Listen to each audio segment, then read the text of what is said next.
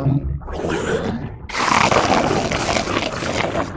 na taon akong nakatira sa Maynila, pero hindi ko nakalimutan ang amoy ng hangin sa probinsya. Ang halo ng lupa pagkatapos ng ulan, dahon ng mangga, at yung mabangong usok mula sa kusina ni nanay. Ngayong nakaupo ako sa likod ng motorsiklo ni Dante, ramdam ko ulit ang pamilyar na simoy ng hangin sa mukha ko habang bumabalik ako sa aming bayan sa Mindanao. Kuya Miguel, ilang oras pa ba tayo? Sigaw ni Dante sa tunog ng makina. Pinsan ko siya sa tuhod, pero mas parang kapatid ko na dahil magkasama kaming lumaki.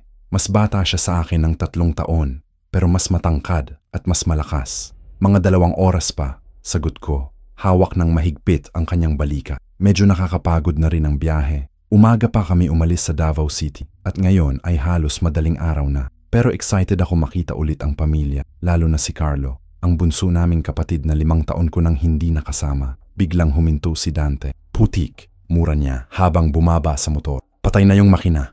Bumaba rin ako at tumingin sa paligid. Nasa gitna kami ng kagubatan, malayo pa sa susunod na barangay. Ang mga puno ay nakatayo tulad ng mga multo sa kadiliman at ang buwan ay halos nakatago sa mga ulap. Tanging tunog lang ng mga kuliglig at ng mga dahon na ginagalaw ng hangin ang naririnig namin. Ano nangyari? Tanong ko habang lumapit kay Dante na nag-i-inspect ng motor. Mukhang naubos ang gas, sagot niya. Hindi makapaniwala. Pero tiyak akong punong-puno pa to kanina. Nag-isip ako. Wala kaming dalang dagdag na gasolina at imposibleng makahanap ng gas station dito sa gitna ng kagubatan. Maglakad na lang tayo hanggang sa susunod na barangay, sabi ko. Siguro may makakatulong sa amin doon. Nagsimula kaming maglakad sa magulong daan. Ang bawat hakbang namin ay gumagawa ng tunog sa mga tuyong dahon. Maya-maya, nakarinig ako ng kakaibang tunog. Parang may gumagalaw sa mga puno sa kanan namin. Dante, bulong ko. Narinig mo ba yon? Tumigil siya at nakinig. Ano? Tumingala ako sa mga sanga ng mga puno. Sa unang tingin, mukhang normal lang. Mga dahon, mga sanga, mga anino. Pero may isang anino na hindi umaayon sa iba. Parang may hugis ng tao, pero hindi ganap na tao. Tignan mo doon, bulong ko kay Dante. Itinuro ang puno sa kanan. Sa sanga na yon, sumunod si Dante sa tingin ko. Maya-maya, nakita namin ang anino na dahan-dahang gumagal. Hindi ito tulad ng normal na paggalaw, mas tulad ng pagdulas. Parang hindi nadadama ng gravity. Siguro dahon lang yun na ginagalaw ng hangin, sabi ni Dante. Pero ramdam ko sa boses niya na hindi rin siya sigurado. Biglang lumindol ang lupa. Hindi malakas, pero sapat para maramdaman namin. Sabay kaming nagtinginan ni Dante at nang tumingin ulit namin sa puno, wala na ang anino. Tara na, sabi ko. Mas mabilis na naglakad. Gusto ko nang makauwi. Pero hindi na wala sa isip ko ang nakita namin. Noong bata pa ako, kwento ni Lolo tungkol sa mga nilalang na nakikita sa kagubatan, mga aswang, tikbalang, at iba pang mga engkanto. Pero hindi ako naniniwala sa mga yun. Edukado ako sa Maynila, nag-aral ng engineering. Hindi ako naniniwala sa mga o kaya naman hindi ako naniniwala. Pagkatapos ng halos 1 oras ng paglalakad, nakita namin ang mga ilaw ng isang maliit na barangay. Pero bago pa kami makarating doon, nakarinig ako ng ingay mula sa isang mataas na damo sa tabi ng daan. Hoy, may tao doon, sabi ko kay Dante. Lumapit ako sa tunog at nakita ko ang isang babae na nakahiga sa tabi ng barangko. Mukhang nasa 20 taon ang edad, medyo mahaba ang buhok at may sugat sa noo. Walang malay. Kuya, huwag, pigil ni Dante. Baka may mangyaring masama. May nasugatan dito, sabi ko. Hindi siya pinansin. Lumuhod ako sa tabi ng babae at sinubukan siyang gisingin. Miss? Miss? Gising? Dahan-dahang nagsimulang gumalaw ang babae. Unang nagsalita siya ng mga salitang hindi ko naintindihan, parang ibang wika, mas matanda sa Tagalog o Bisaya. Pero maya-maya, nagsalita na siya ng Tagalog. Nasaan ako? Tanong niya, halos pabulong. Sa daan papunta sa Barangay San Pedro, sagot ko. Naaksidente ka ba? May nakita kaming motor na nasira sa daan. Umiling siya. Hindi ako nakasakay sa motor. Tinitingnan niya ako ng diretso sa mga mata at may kakaibang kulay ang kanyang mga mata. Parang berde, pero may halong kayumangge. Ano ang pangalan mo? Tanong ko. Lila, sagot niya. Lila Delgado. Tumingin ako kay Dante na nakatingin sa amin na parang may naaamuyang masama. Kuya, tara na. Pwede naman natin siyang i-report sa pulis pagkarating natin sa barangay. Hindi, sagot ko. Hindi natin siya pwedeng iwanang mag-isa dito. Tutulong tayo sa kanya. Tinutulungan ko si Lila na tumayo. Nahirapan siya at napansin ko na may pasa sa kanyang balikat. Kaya mo bang maglakad? Oo, sagot niya. Pero kitang-kita na nahihirapan siya. Kaya naman hinawakan ko ang kanyang braso para suportahan siya habang naglalakad. Ramdam ko ang init ng kanyang katawan, mas mainit kaysa normal. Pero inisip ko na siguro dahil sa sugat lang. Saan ka nakatira? Tanong ko habang naglalakad ka. Sa kabila ng bundok, sagot niya, medyo nag-aalangan. Pero hindi ko na alam kung paano babalik doon. Magdadaan ba tayo sa bahay niyo pa uwi? Tanong ni Dante. Umiling si Lila. Hindi, masyado nang malayo. Nang makarating kami sa barangay, nakita namin si Mang Nestor, ang tanod, na nakaupo sa harap ng munisipyo. Matatanda na siya, siguro mga 55 taon, at kilala niya ako noong bata pa ako. Miguel! Tawag niya nang makita niya ako. Nandito ka na pala! Matagal ka nang hindi nakauwi. Oo, Mang Nestor, sagot ko. Pero may problema kami. Na-aksidente itong babae na to at nawala rin ang motor namin sa daan. Tumingin si Mang Nestor kay Lila at nakita kong kumunot ang kanyang noo. Sino siya? Hindi ko siya kilala dito sa barangay. Lila Delgado, sagot ni Laila. Galing ako sa kabilang bundok. Ah, sabi ni Mang Nestor. Pero ramdam ko na may hindi maganda sa tono ng kanyang boses. Doon sa kabila ng bundok? Oo, sagot ni Laila. Hindi ko maintindihan kung bakit parang may tensyon sa hangin. Pero hindi na ako nagtanong pa. Mang Nestor, pwede ba namin makausap ang driver na may sasakyan para mahatid namin siya sa klinik? Wala tayong klinik dito, sagot ni Mang Nestor. Pero may manghihilot tayo, si Mang Benito. Tiyuhin mo siya, di ba? Oo, sagot ko. Si Mang Benito ay kapatid ng tatay ko at kilala siya sa buong barangay bilang manghihilot. Maraming tao ang pumupunta sa kanya para sa mga sakit na hindi kayang gamutin ng modernong doktor. Pwede ba namin siyang dalhin doon? Tanong ko. Siyempre, sagot ni Mang Nestor. Pero Miguel, ano? Mag-ingat kayo, sabi niya. Tiningnan si Laila. Maraming kakaibang nangyayari sa bundok nitong mga nakaraang linggo. Hindi ko naintindihan kung ano ang ibig niyang sabihin. Pero tumango na lang ako. Hinawakan ko ulit si Lila para suportahan siya at nagsimula kaming maglakad papunta sa bahay ni Mang Benito. Ang bahay ni Mang Benito ay nasa gitna ng barangay, malapit sa simbahan. Medyo lumang bahay, gawa sa nipa at kawayan, pero malaki at maayos. May malaking hardin sa harap kung saan nagtatanim siya ng mga halaman na ginagamit niya sa paggamot. Kumatok ako sa pinto. Tito Benito? Tito, si Miguel. Maya-maya, nakarinig kami ng mga yabag at nabuksan ang pinto. Lumabas si Mang Benito. Matatanda na, mga 60 taon, pero malakas pa rin. May mahaba siyang buhok na umuuban na at palaging may hawak na rosaryo. Miguel, sabi niya, ngumiti. Matagal ka nang hindi nakauwi. Kamusta ka sa Maynila? Mabuti naman tito, sagot ko. Pero may problema kami. May naaksidenteng babae dito at kailangan namin ng tulong. Tumingin si Mang Benito kay Lila at nakita ko na natigil siya sa paggalak. Parang may nakita siyang hindi maganda. Sino siya? Tanong niya. Lila Delgado, sagot ni Lila. Nahulog ako sa barangko at tinulungan nila ako. Matagal na tinitingnan ni Mang Benito si Lila. Hindi ako makabasa sa mukha niya. Parang may iniisip siya, pero hindi niya masabi. Pasok kayo, sabi niya sa wakas. Tingnan natin kung ano ang pwedeng gawin. Pumasok kami sa bahay. May mababangong amoy sa loob. Halos lahat ng mga halaman at gamot na ginagamit ni Mang Benito. May mga nakasabit na tuyong dahon sa kisame at mga lalagyan ng mga luya, bawang at iba pang mga sangkap. Umupo kayo, sabi ni Mang Benito. Miguel, pwede ka bang kumuha ng tubig sa kusina?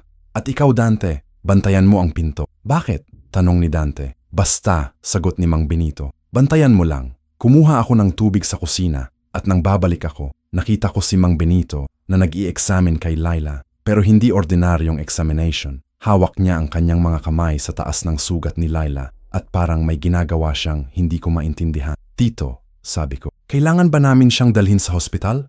Hindi, sagot ni Mang Benito. Kaya ko siyang gamutin dito. Pero ano? Tumingin siya sa akin at nakita ko sa kanyang mga mata ang pag-aalala. Miguel, hindi ko alam kung paano ko sasabihin sa iyo ito. Pero ang babaeng ito, hindi siya ordinaryong tao. Natawa ako. Ano ibig mong sabihin, Tito? Nakikita ko sa kanya ang mga palatandaan, sabi ni Mang Benito. Siya ay may dugong aswang. Natigil ako sa pag-inom ng tubig. Tito, hindi ako naniniwala sa mga yan. Miguel, sabi ni Lila, tiningnan niya ako. Totoo ang sinasabi ng tiyuhin mo. Ano? Hindi ako makapaniwala. Aswang ako, sabi ni Lila. Pero hindi ako masama. Hindi ko naman ginusto ito. Tumayo ako at lumayo sa kanila. Hindi ito totoo. Walang aswang. Mga alamat lang yan. Miguel, sabi ni Mang Benito. Umupo ka muna. Pakinggan mo si Lila. Hindi, sagot ko. Hindi ako maniniwala sa mga yan. Edukado ako. Hindi ako naniniwala sa mga pamahiin. Biglang tumayo si Lila at nakita ko na nagsimulang magbago ang kanyang mga mata.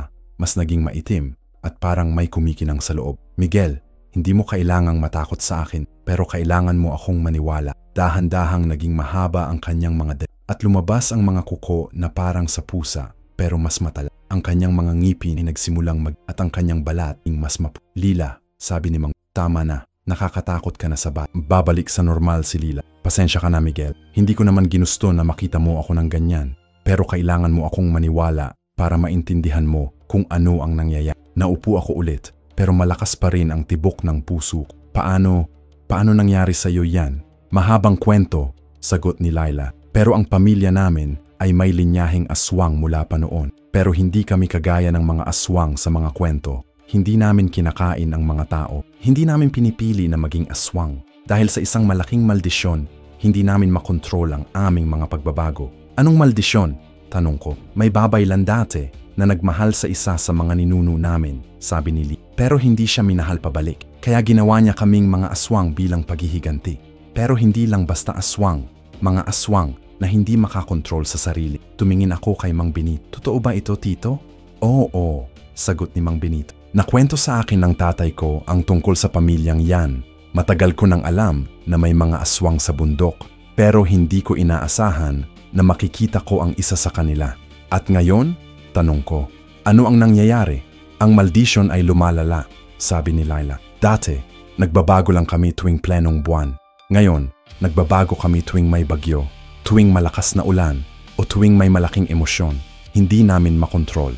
At may ibang mga tao bang nakakaalam nito? Tanong ko. Oo, sagot ni Mang Benito. Maraming tao sa barangay ang nakakaalam, pero takot silang magsalita kasi baka mapahamak sila. Biglang tumunog ang telepono ni Dante. Kuya, sabi niya pagkatapos niyang sagutin. Tatay mo, nag-aalala na sila. Matagal na tayong hindi nakauwi. Tumingin ako sa orasan. 3:00 na ng umaga. Sabihin mo na lang na may problema sa motor at malapit na tayong makauwi. Pero paano si Lila? Tanong ni Dante. Kailangan namin siyang tulungan, sabi ko. Hindi namin siya pwedeng iwanang mag-isa. Miguel, sabi ni Laila, hindi mo kailangang magpakahirap para sa akin. Maraming tao ang nakakatakot sa amin. Ayaw ko namang mapahamak kayo. Hindi, sagot ko. Hindi kita iiwan. Tutulong kami sa iyo. Ngumiti si Lila. Salamat Miguel. Matagal nang walang nagtitiwala sa amin. Pero kailangan namin ng plano, sabi ni Mang Benito. Kung ang maldisyon ay lumalala, ibig sabihin ay may gumagawa nito. May nag-a-activate sa maldisyon. Sino? Tanong ko. Hindi ko pa alam, sagot ni Mang Benito. Pero kailangan namin hanapin, kundi hindi lang si Lila ang mapapahamak ang buong barangay. Biglang nakarinig kami ng malakas na tunog mula sa labas. Tunog ng mga paa na tumatakbo at sigawan ng mga tao. Ano yon? Tanong ni Dante. Lumabas si Mang Benito para tignan. Maya-maya, bumalik siya at nakita ko sa mukha niya ang takot. Ano ang nangyari? Tanong ko. May nahanap na namang tao sa kagubatan, sabi ni Mang Benito. Walang malay tulad ng mga nauna. Pero ngayon, mas marami na sila. 5 tao sa loob ng 2 linggo. Tumingin ako kay Lila. Ikaw ba ang gumawa niyan? Hindi, sagot ni Lila. Hindi ako lumabas ng bundok sa loob ng 2 linggo. At hindi ko naman ginagawa ang mga ganyang bagay. Pero kung hindi ikaw, sabi ko. Sino? Hindi ko alam, sagot ni Laila. Pero sigurado ako na may ibang aswang dito. O kaya naman ano? O kaya naman may taong gumagamit ng kapangyarihan para ipaakala na mga aswang ang gumagawa ng mga yan. Natigil ako. Ibig mong sabihin may naggagaya? Oo, sagot ni Laila. May mga taong nakakaalam kung paano gumaya ng mga gawa ng aswang. Ginagawa nila ito para takutin ang mga tao o para pagtakpan ang kanilang mga ginagawa. Pero sino ang magiging may gusto nun?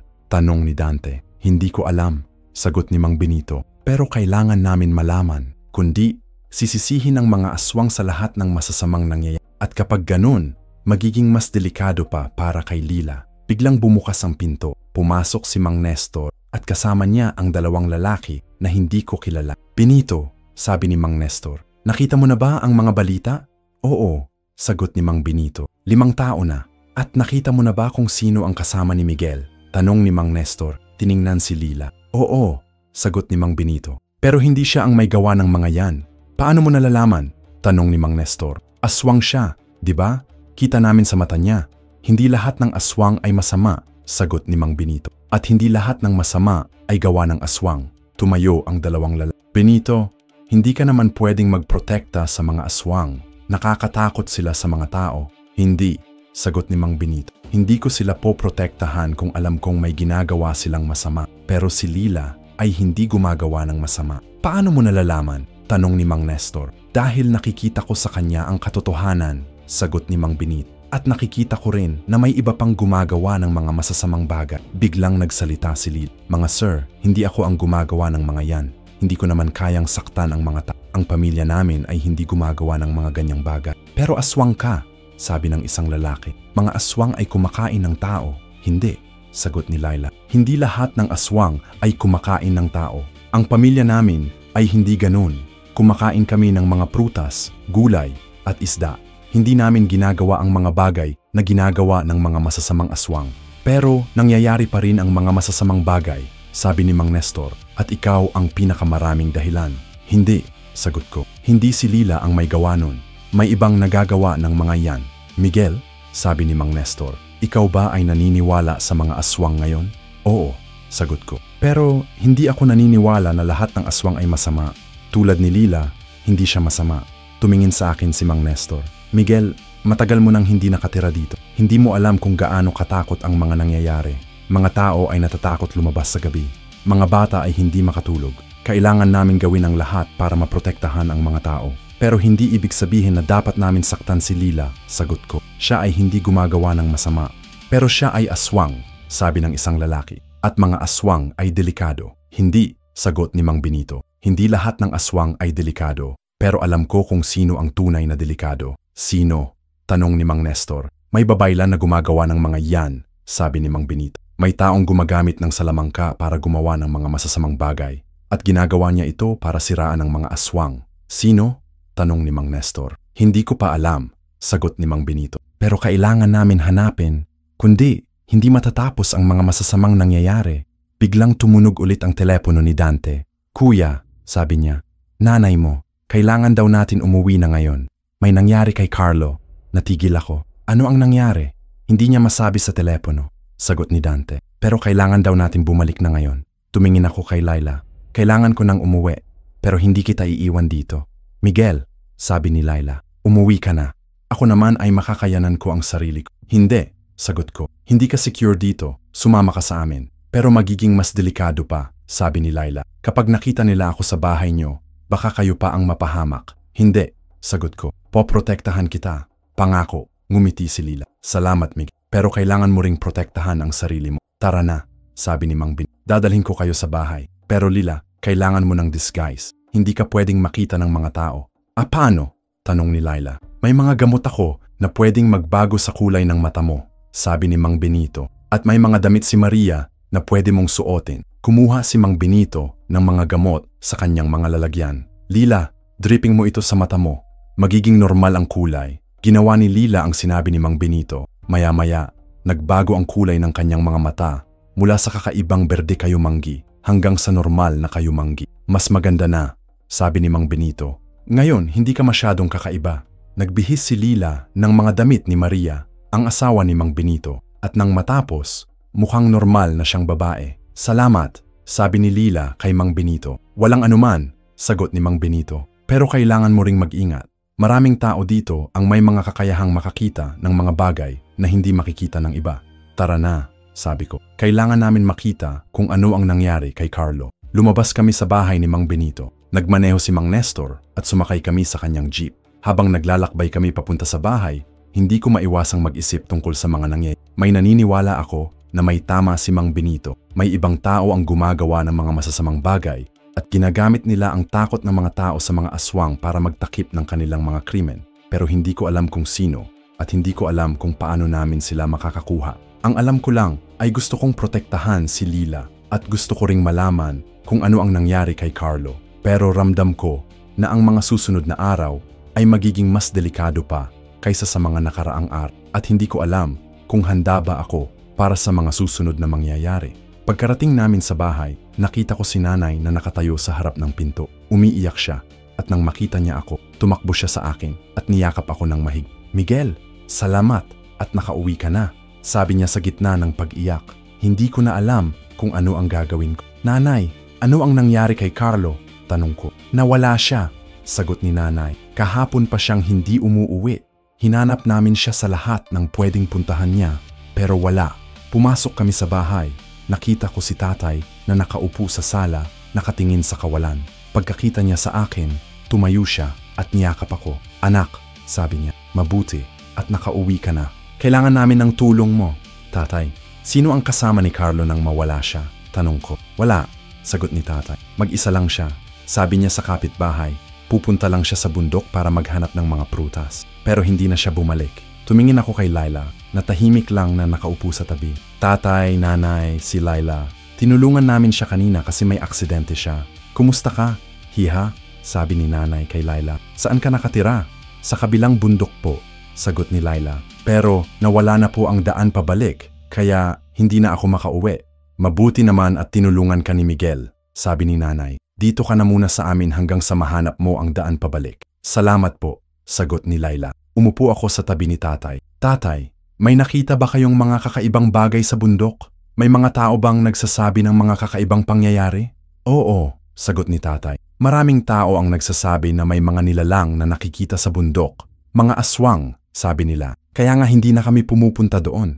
Pero si Carlo, bakit siya pumunta doon? Tanong ko. Hindi ko alam, sagot ni tatay. Pero batang-bata pa siya. Siguro hindi siya natakot. Biglang pumasok si Dante. Kuya, may mga tao sa labas. Gusto daw nilang makausap tayo. Lumabas ako para tignan kung sino ang mga tao. Nakita ko si Mang Nestor at ang dalawang lalaki na nakita ko kanina sa bahay ni Mang Benito. Miguel, sabi ni Mang Nestor, kailangan namin makausap kayo. Tungkol saan? Tanong ko. Tungkol sa pagkakawalang ng kapatid mo, sagot ni Mang Nestor. At tungkol sa babaeng kasama mo. Ano ang kinalaman ni Lila sa pagkakawalang ni Carlo? Tanong ko. Miguel, sabi ng isang lalaki, wala kaming ibang suspect. Lahat ng nangyayaring masama dito sa barangay ay nagsimula noong dumating ang mga aswang. Hindi si Lila ang may gawa nun, sagot ko. Wala pa siyang 3 oras na kasama namin. At si Carlo ay nawala kahapon pa. Pero may mga kapamilya siya, sabi ng isang lalaki. Baka pinakuha nila si Carlo para sa mga ritual nila. Hindi, sagot ko. Hindi totoo yan. Biglang lumabas si Lila. Mga kuya, pwede po ba akong magsalita? Ano? Tanong ni Mang Nestor. Alam ko po kung sino ang tunay na may gawa ng mga masasamang nangyayari, sabi ni Lila. Hindi po ang pamilya namin. Sino? Tanong ni Mang Nestor. May babaylan po na gumagawa ng mga yan, sabi ni. Siya po ang nag-curse sa pamilya namin at siya rin po ang gumagawa ng mga masasamang bagay para siraan kami. Sino yung babaylan na yan? Tanong ni Mang Nestor. Hindi ko po alam ang tunay na pangalan niya, sagot ni Lila. Pero kilala siya bilang Aling Nena. Nakatira siya sa gitna ng bundok at maraming tao ang pumupunta sa kanya para sa mga gamot at mga healing. Natigil ako. Aling Nena, kilala ko siya. Dati siyang pumupunta sa bahay namin noong bata pa ako. Oo, sabi ni Mang Nestor. Kilala ko rin siya. Pero bakit niya gagawin ang mga yan? Dahil po sa galit niya sa pamilya namin, sagot ni Laila. Matagal nang may hindi pagkakaunawaan sa pagitan ng pamilya namin at ni Aling Nena. Kaya ginawa niya kaming mga aswang at ngayon, ginagawa niya ang mga masasamang bagay para sabihin ng mga tao na kami ang may gawa. Pero paano niya ginagawa ang mga yan? Tanong ni Mang Nestor. Maraming paraan, sagot ni Lila. Pwede niyang gamitin ang mga sumpa, mga gayuma o mga nilalang na sinusunod sa kanya. Hindi ko po alam kung alin ang ginagamit niya, pero sigurado po ako na siya ang may gawa. Tumingin ako kay Mang Nestor. Kailangan namin puntahan si Aling Nena. Baka alam niya kung nasaan si Carlo. Pero delikado yon, sabi ni Mang Nestor. Kung totoo ang sinasabi ni Lila, baka mapahamak tayo. Hindi, sagot ko. Hindi ko iiwan si Carlo. Kailangan namin siyang hanapin. Ako po, sabi ni Lila. Ako pong makakasama ninyo. Kilala ko po si Aling Nena at alam ko po kung paano siya kausapin. Hindi, sagot ko. Masyado nang delikado para sa iyo. Miguel, sabi ni Lila. Ako lang po ang makakaalam kung paano siya kausapin. At ako rin po ang may pinakamalakas na dahilan para pigilan siya. Nag-isip ako. Tama si Lila.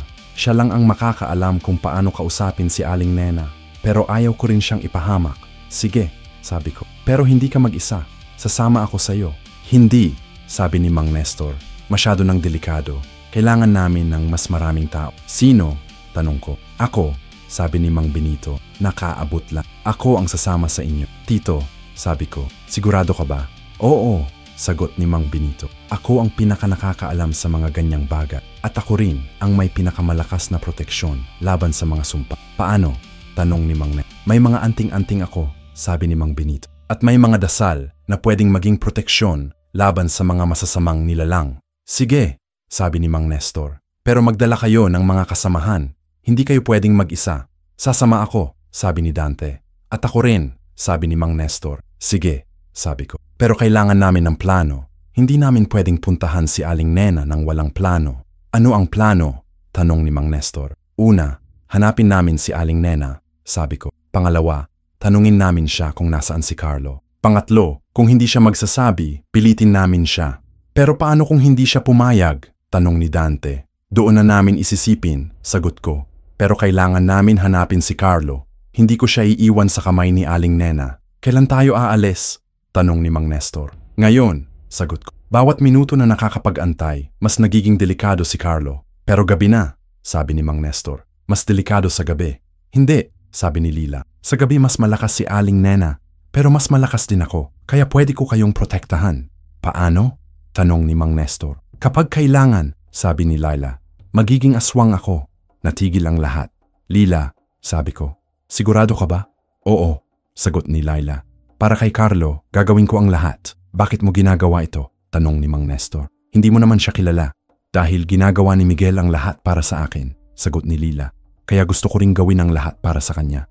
Tumingin ako kay Lila. Sa loob ng maikling panahon na nakilala ko siya, naramdaman ko na may koneksyon kami. Hindi ko alam kung ano, pero ramdam ko na maaari kong magtiwala sa kanya. Sige, sabi ko. Tara na. Pero kailangan namin ng mga gamit. Ano ang mga gamit? Tanong ni Mang Benito. Mga flashlight, mga bolo at mga pagkain, sagot ko. At mga anting-anting mo, Tito. Sige, sabi ni Mang Benito. Kukunin ko ang mga gamit ko. Naghanda kami ng mga gamit. Kumuha ako ng mga flashlight at bolo. At si Mang Benito ay kumuha ng mga anting-anting at mga gamot. Si Lila ay kumuha ng mga sapatos at jacket. Handa na ba kayo? Tanong ko. Oo, sagot ni Mang Benito. Pero Miguel, kailangan mo ring alam na delikado ang gagawin natin. Si Aling Nena ay hindi ordinaryong babaylan. May mga kapangyarihan siya na hindi mo maiisip. Ano ang mga kapangyarihan niya? Tanong ko. Makakagawa siya ng mga illusion, sabi ni Mang Benito. Makakagawa siya ng mga nilalang na susunod sa mga utos niya at makakagawa siya ng mga sumpa na makakamatay sa mga tao. Pero makakaya naman natin siya? Tanong ni Dante. Oo, sagot ni Mang Benito. Basta magkakasamang tayo at basta hindi tayo magtitiwala sa mga nakikita natin. Ano ibig mong sabihin? Tanong ko. Ibig ko sabihin, hindi lahat ng makikita natin sa bundok ay totoo, sagot ni Mang Benito. Maraming mga ilusyon si Aling Nena. Kaya kailangan natin laging magtanong sa isa't isa kung totoo ba ang mga nakikita natin. Sige, sabi ko. Tara na. Lumabas kami sa bahay. Sumakay kami sa jeep ni Mang Nestor at nagsimula kaming magbiyahe papunta sa bundok. Ang daan ay magulong-magulo at puno ng mga lubak, pero hindi kami bumabagal. Kailangan namin maabot si Aling Nena bago pa siya makagawa ng mas masasamang bagay. Habang naglalakbay kami, nagsimula akong mag-isip tungkol sa mga nangyayari. Isang linggo lang ang nakalipas mula noong umuwi ako sa probinsya, pero parang nagbago na ang lahat. Nakita ko na ang mga aswang, narinig ko na ang mga kwento tungkol sa mga sumpa, at ngayon, nawawala pa si Carlo. Lila, sabi ko, gaano nakatagal ang maldisyon sa pamilya mo? Mahigit 100 taon na, sagot ni Lila. Simula pa noong panahon ng mga lolo ko. At si Aling Nena, gaano na siya katagal na buhay? Tanong ko. Hindi ko alam, sagot ni Lila. Pero sabi ng mga matatanda, matagal na siyang nakatira sa bundok. Siguro mga 60 taon na. Pero kung maldisyon niya ang sa pamilya mo, ibig sabihin ay mas matanda siya kaysa sa 60 taon. Sabi ko, oo, sagot ni Lila. Siguro hindi niya tunay na edad ang mukha niya ngayon.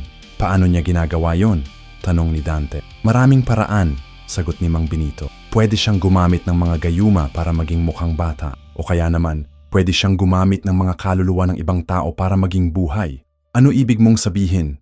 Tanong ko. Ibig ko sabihin, siguro hindi na si Aling Nena ang nasa katawan niya, sagot ni Mang Benito. Siguro ay may ibang kaluluwa na ang nasa katawan niya. Paano natin malalaman? Tanong ni Dante. Makikita natin sa mga mata niya, sagot ni Mang Benito. Kung hindi na siya ang nasa katawan niya, makikita natin sa mga mata niya na may iba ng kaluluwa. Nakarating kami sa pana ng bundok. Bumaba kami sa jeep at nagsimula kaming maglakad sa daan patungo sa gubat. Ang daan ay madilim at puno ng mga puno at mga halaman. Pero may mga marka sa lupa na nagpapakita na may mga taong naglalakad dito. Dito ba ang daan papunta kay Aling Nena? Oo, sagot ni Lila. Pero hindi direkta. Kailangan namin dumaan sa mga liblib na lugar. Bakit? Tanong ni Mang Nestor. Dahil ayaw niyang makita ng mga tao ang kanyang bahay, sagot ni Lila. Kaya naman nakatago siya sa mga lugar na hindi madaling makita. Nagsimula kaming maglakad sa daan. Ang bawat hakbang namin ay gumagawa ng tunog sa mga dahon at mga sanga. Ramdam ko ang tensyon sa hangin, para bang may nakaabang sa amin. Laila, sabi ko, ramdam mo ba yon? Ano? Tanong ni Laila. Parang may nakaabang sa amin, sagot ko. Oo, sagot ni Laila. Ramdam ko rin. Siguro ay may mga nilalang na bantay ni Aling Nena sa bundok. Anong klaseng mga nilalang? Tanong ni Dante. Hindi ko alam, sagot ni Lila. Pero dapat tayong mag-ingat. Baka may mga tikbalang o mga kapre o mga ibang nilalang na susunod sa mga utos ni Aling Nena. Biglang nakarinig kami ng kakaibang tunog. Parang may nagkakatarang mga sanga sa likod namin. Ano yun? Tanong ni Mang Nestor. Hindi ko alam, sagot ni Mang Benito. Pero kailangan natin bilisin ang paglalakad. Binilisan namin ang paglalakad. Pero ramdam ko na may sumusunod sa amin. Tumingin ako sa likod at nakita ko ang isang mataas na anino sa pagitan ng mga puno. May sumusunod sa amin, sabi ko. Saan? Tanong ni Lila. Doon sa likod namin, sagot ko. May mataas na anino. Tumingin si Lila sa likod. Oo, nakita ko rin. Tikbalang yon. Paano mo na alam? Tanong ni Dante. Dahil sa haba at sa hugis ng anino, sagot ni Laila. Mga tikbalang ay mahaba at may hugis na halos katulad ng kabayo. Ano ang gagawin natin? Tanong ni Mang Nestor. Magpatuloy tayo, sabi ni Mang Benito. Pero kailangan natin maging handa. Baka atakihin niya tayo. Nagsimula kaming magpatuloy sa paglalakad. Pero ramdam ko na lumalaki ang anino sa likod namin. Parang lumalaki ang tikbalang. Lila, sabi ko. Lumalaki ba ang tikbalang? Oo, sagot ni Laila. Ginagawa niya yon para takutin tayo. Pero hindi niya tayo sasaktan kung hindi natin siya aataki. Pero paano kung atakihin niya tayo? Tanong ni Dante. Gagawin ko ang kailangan, sagot ni Laila. Biglang tumigil ang tikbalang. Hindi na siya sumusunod sa amin. Pero ramdam ko pa rin na may nakaabang sa amin. Bakit tumigil siya? Tanong ko. Siguro ay nakarating na tayo sa teritoryo ni Aling Nena, sagot ni Lila. Ang mga tikbalang ay hindi pwedeng pumasok sa teritoryo ng mga mangkukulam. Ibig sabihin, malapit na tayo? Tanong ni Mang Nestor. Oo, sagot ni Lila. Mga 5 minutong lakad na lang. Nagsimula kaming magpatuloy sa paglalakad. Maya-maya, nakita namin ang isang malaking puno na may mga nakabitang tela at mga bone. Sa gitna ng mga tela, may malaking bahay na gawa sa kawayan at nipa. Doon na ba? Tanong ko. Oo, sagot ni Laila. Doon ang bahay ni Aling Nena. Paano natin siya lalapitan? Tanong ni Mang Nestor. Kailangan natin maging maingat, sabi ni Mang Benito. Baka may mga trap siya sa paligid ng bahay. Anong klaseng mga trap? Tanong ni Dante. Hindi ko alam, sagot ni Mang Benito. Pero kailangan natin tignan muna ang paligid bago tayo pumunta sa bahay. Nagsimula kaming mag-observe sa paligid ng bahay. Nakita namin na may mga nakasabit na mga buto ng mga hayop sa mga puno. May mga nakabitang tela na may mga nakasulat na mga simbolo. At may mga nakatanim na mga stick sa lupa na may mga feather. Ano ang mga yun? Tanong ko. Mga anting-anting at mga trap, sagot ni Mang Benito. Ginagawa niya yun para protektahan ang bahay niya at para malaman niya kung may mga bisita siya. Ibig sabihin, alam na niya na nandito tayo? Tanong ni Mang Nestor. Oo, sagot ni Mang Benito. Pero kailangan pa rin natin siyang puntahan. Wala tayong choice. Sige, sabi ko. Pero kailangan natin maging handa sa lahat. Nagsimula kaming maglakad patungo sa bahay. Ang bawat hakbang namin ay may kaba. Pero kailangan namin makita si Aling Nena. Pagkarating namin sa pinto ng bahay, nakita namin na bukas na ito. Parang naghihintay siya sa amin. Pumasok kayo, sabi ng boses mula sa loob ng bahay. Matagal ko nang hinihintay kayo. Tumingin ako kay Lila. Handa ka ba? Oo, sagot ni Laila. Handa ako. Sige, sabi ko. Tara na. Pero kailangan natin maging handa sa lahat. Pumasok kami sa bahay at nakita namin si Aling Nena na nakaupo sa gitna ng bahay. Ngumingiti sa amin na parang may plano siyang hindi maganda. Si Aling Nena ay hindi ayon sa inaasahan ko. Sa halip na matandang babae, nakita ko ang isang babaeng mukhang 30 taon lang. Maganda siya, may mahaba at makintab na buhok at mga mata na parang perlas. Pero may kakaibang kumikinang sa kanyang mga mata na nagpapaalala sa akin na hindi siya ordinaryong tao. Miguel, sabi niya, hindi tumayo sa kanyang kinauupuan. Matagal ko nang hinihintay na makita. Nakwento sa akin ng mga nilalang sa bundok na bumalik ka na sa probinsya. Nasaan si Carlo? Tanong ko agad. Hindi na nagpaligoy-ligoy pa. Natawa si Aling Nena. Diretso ka sa punto. Maganda yan. Hindi mo sayang ang oras. Nasaan siya? Ulit ko. Ligtas siya. Sagot ni Aling Nena. Sa ngayon. Pero kung hindi ninyo ginagawa ang gusto ko, hindi ko masasabing magiging ligtas pa siya. Ano ang gusto mo? Tanong ni Mang Benito. Tumingin si Aling Nena kay Mang Benito. Benito, matagal mo nang hindi ako binisita. Nasaan na ang respeto mo sa mga nakatatanda? Respeto? Sagot ni Mang Benito. Walang respeto para sa mga taong gumagawa ng masama sa mga inosente. Masama? Tanong ni Aling Nena, kunwari nagulat. Ano ang masama sa ginagawa ko? Binibigyan ko lang ng mga gamot ang mga may sakit. Tinutulungan ko ang mga taong may problema. Hindi ba yan ang ginagawa ng isang mabuting babaylan? Hindi ka babaylan, sabi ni Lila. Mangkukulam ka at ginagawa mo ang mga masasamang bagay para siraan ang pamilya namin. Tumingin si Aling Nena kay Lila at nakita ko na nagbago ang ekspresyon ng kanyang mukha. Mula sa ngiti, naging masama ang kanyang tingin. Lila Delgado, sabi ni Aling Nena, ang huling natitira sa pamilyang walang kwenta. Nakita mo na ba kung ano ang nangyari sa mga kapamilya mo? Ano ang ginawa mo sa kanila? Tanong ni Laila, may galit sa boses. Wala, sagot ni Aling Nena. Hindi ko kailangan gumawa ng kahit ano. Ginagawa nila sa sarili nila ang lahat. Anong ibig mong sabihin? Tanong ko. Ibig ko sabihin, Miguel, sabi ni Aling Nena, ang maldisyon na ginawa ko sa pamilya nila ay nagdadala sa kanila ng mga masasamang bagay. Hindi ko na kailangan gumawa ng kahit ano. Ginagawa nila sa sarili nila. Pero bakit? Tanong ko. Bakit mo ginawa sa kanila yon? Dahil deserve nila, sagot ni Aling Nena. Ang pamilya nila ay mga mayabang. Akala nila ay mas mataas sila kaysa sa amin. Kaya ginawa ko silang mga aswang para malaman nila kung ano ang pakiramdam ng mga nilalang na kinamumuhian ng mga tao. Hindi totoo yon, sabi nila. Hindi naging mayabang ang pamilya namin. Ginawa mo kami mga aswang dahil hindi kami minahal ng lolo ko. Natigil si Aling Nena para bang natamaan siya sa sinabi ni Lila. Ano ang sinabi mo? Tanong ni Aling Nena, may galit na sa boses. Narinig ko ang mga kwento, sabi ni Lila. Minahal mo ang lolo ko pero hindi kanya minahal pabalik. Kaya ginawa mo kaming mga aswang bilang paghihiganti. Tumayo si Aling Nena at nakita ko na nagsimulang magbago ang kanyang mukha. Mula sa maganda, nagiging matanda at pangit. Ang kanyang mga mata ay naging maitim at ang kanyang mga ngipin ay naging matutulis. Oo, sabi ni Aling Nena, minahal ko si Antonio. Pero hindi niya ako minahal pabalik. Pinili niya ang mga taong katulad ninyo, mga taong walang kaalam-alam sa tunay na kapangyarihan. Kaya ginawa mo kaming mga aswang? Tanong ni Lila. Oo, sagot ni Aling Nena. Ginawa ko kayong mga aswang para makita ninyo kung ano ang pakiramdam ng mga nilalang na kinamumuhian ng lahat. Para malaman ninyo kung gaano kasakit ang maging rejected. Pero hindi namin kasalanan yon, sabi ni Lila. Hindi namin ginusto na maging mga aswang. Hindi ko rin ginusto na maging rejected, sagot ni Aling Nena. Pero nangyari pa rin. Pero hindi yun sapat na dahilan para gawin mo sa amin to, sabi ni Laila. Hindi, tanong ni Aling Nena. Bakit ako pa ang mag-a-adjust? Bakit ako pa ang dapat magpatawad? Dahil mali ang ginagawa mo, sabi ni Mang Benito. Hindi mo pwedeng sabihin na tama ang paggawa ng masama dahil may ginawa sa iyong masama. Benito, sabi ni Aling Nena, hindi mo naiintindihan kung ano ang pakiramdam ng isang babaeng minahal ng sobra pero hindi minahal pabalik. Naiintindihan ko, sagot ni Mang Benito. Pero hindi yun dahilan para gawin mo ang mga ginagawa mo. Ano ang ginagawa ko? Tanong ni Aling Nena. Ginagawa mo ang mga masasamang bagay sa barangay, sabi ni Mang Benito. Ginagawa mo na parang mga aswang ang gumagawa nun para siraan ang pamilya ni Lila. Sabi ni Aling Nena. Nalaman ninyo pala.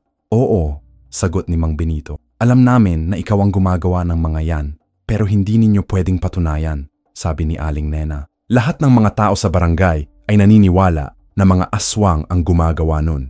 Bakit mo ginagawa iyon? Tanong ko. Para makita ng lahat kung gaano kamasama ang mga aswang, sagot ni Aling Nena. Para makita nila na dapat silang matakot sa mga aswang. At para makita nila na dapat nilang patayin ang lahat ng mga aswang. Kaya mo ginawa si Carlo? Tanong ko. Oo, sagot ni Aling Nena. Ginawa ko si Carlo para makakuha ng atensyon ninyo. Alam ko na magiging mahirap para sa inyo na hanapin siya. Kaya ginawa ko siyang bait. Bait? Tanong ko. Oo, sagot ni Aling Nena. Ginagamit ko siya para makakuha ng mas maraming kapangyarihan. Anong ibig mong sabihin? Tanong ni Dante. Ibig ko sabihin, sabi ni Aling Nena, Ginagamit ko ang buhay ni Carlo para makakuha ng mas maraming Bawat araw na hindi ninyo siya nahanap, lumalaki ang aking kapangyarihan. Nasaan siya? Tanong ko. Nasa isang lugar na hindi ninyo mahahanap, sagot ni Aling Nena. Nasa isang lugar na hindi maabot ng mga taong katulad ninyo. Pero pwede mo siyang ilabas kung gusto mo? Tanong ko. Oo, sagot ni Aling Nena. Pwede ko siyang ilabas, pero kailangan ninyo gawin ang gusto ko. Ano ang gusto mo? Tanong ko. Gusto ko na lisanin ni Lila ang bayan, sabi ni Aling Nena. Gusto ko na hindi na siya babalik dito. At gusto ko na hindi ninyo sasabihin sa mga tao na ako ang gumagawa ng mga masasamang bagay. Hindi, sabi ni Lila. Hindi ako aalis dito. Hindi ako tatakas sa responsibilidad ko. Anong responsibilidad? Tanong ni Aling Nena. Ang responsibilidad na pigilan ka, sabi ni Lila. Ang responsibilidad na protektahan ang mga taong walang kasalanan sa mga ginagawa mo. Ha ha ha ha, tawa ni Aling Nena. Ikaw? Protektahan ang mga tao? Ikaw na kinamumuhian ng lahat dahil aswang ka? Oo, sagot ni Lila. Ako man ay aswang, pero hindi ako tulad mo. Hindi ako gumagawa ng masama sa mga inosente. Pero aswang ka pa rin, sabi ni Aling Nena. At lahat ng mga aswang ay dapat mamatay. Biglang nagsimula siyang mag-chant ng mga salitang hindi ko naintindihan at nakita ko na nagsimulang mag-glow ang mga simbolo sa mga dingding ng bahay. Ano ang ginagawa niya? Tanong ni Dante. Ginagawa niya ang isang sumpa, sabi ni Mang Benito. Kailangan natin siyang pigilan. Paano? Tanong ko. Kailangan natin siyang atakihin bago niya matapos ang sumpa, sagot ni Mang Benito. Pero bago pa kami makalapit kay Aling Nena, biglang lumabas ang mga nilalang mula sa mga sulok ng bahay. Mga tikbalang, mga kapre, at mga iba pang mga engkanto na sumusunod sa mga utos ni Aling Nena. Pigilan ninyo sila, utos ni Aling Nena sa mga nilalang. Nagsimula kaming makipag-away sa mga nilalang. Si Mang Benito ay gumagamit ng mga anting-anting ni. Si Mang Nestor ay gumagamit ng bolo. At si Dante ay gumagamit ng mga bato. Pero ako ay hindi makakilos. Nakatitig lang ako kay Lila na nagsisimulang magbago. Ang kanyang mga mata ay nagiging maitim. Ang kanyang mga daliri ay nagiging mahaba. At ang kanyang mga ngipin ay nagiging matutulis. Lila, sabi ko. Huwag. Miguel, sagot ni Lila. Kailangan ko gawin ito para kay Carlo. At nakita ko na tuluyan nang naging aswang si Lila. Pero hindi siya katulad ng mga aswang sa mga kwento. Hindi siya nakakatakot. Sa halip, maganda pa rin siya, pero may mas malaking kapangyarihan. Nagsimula siyang makipag-away sa mga nilalang ni Aling Nena. At nakita ko na mas malakas siya kaysa sa mga ito. Isa-isa niyang tinutumba ang mga nilalang. Imposible, sabi ni Aling Nena. Hindi pwedeng mas malakas ka sa mga nilalang ko. Mas malakas ako, sabi ni Lila. Dahil ginagawa ko ito para sa mga taong mahal. Hindi, sagot ni Aling Nena. Ginagawa mo ito dahil aswang ka. At lahat ng mga aswang ay masasama. Hindi, sabi nila. Ginagawa mo lang kaming masama sa tingin ng mga tao. Pero sa totoo lang, hindi kami masama. Nagsimula silang makipag-away. Si Aling Nena ay gumagamit ng mga salamangka at si Lila ay gumagamit ng kanyang mga pisikal na kapangyarihan. Pero nakita ko na nahihirapan si Lila. Si Aling Nena ay may mas maraming experience sa mga pakikipaglaban. Lila, sigaw ko, kailangan mo ng tulong. Hindi, sagot ni Lila. Kaya ko to mag-isa. Pero nakita ko na nagsimula ng manalo si Aling Nena. Natumba na si Lila at nagsimula ng mag-chant si Aling Nena ng isang malaking sumpa. Kailangan natin siyang tulungan, sabi ko kay Mang Benito. Paano?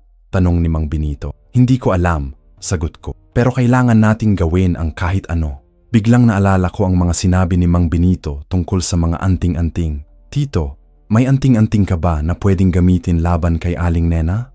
Oo, sagot ni Mang Benito. Pero kailangan ko siyang malapit para magamit ko. Sige, sabi ko. Tatarayan ko siya. Ikaw naman, malapit ka sa kanya. Miguel, hindi, sabi ni Dante. Delikado yun. Kailangan nating gawin para kay Carlo, sagot ko. At para kay Lila. Tumakbo ako patungo kay Aling Nena. Pero bago pa ako makarating sa kanya, nakita ko na may lumabas na mataas na nilalang mula sa likod niya.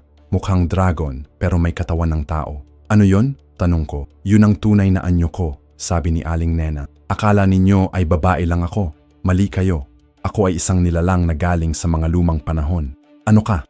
Tanong ko. Ako ay isang bakunawa, sagot ni Aling Nena. Isang nilalang na kumakain ng mga buwan at mga bituin. Bakunawa? Tanong ko. Oo, sagot ni Aling Nena. At ngayon, kakainin ko kayong lahat.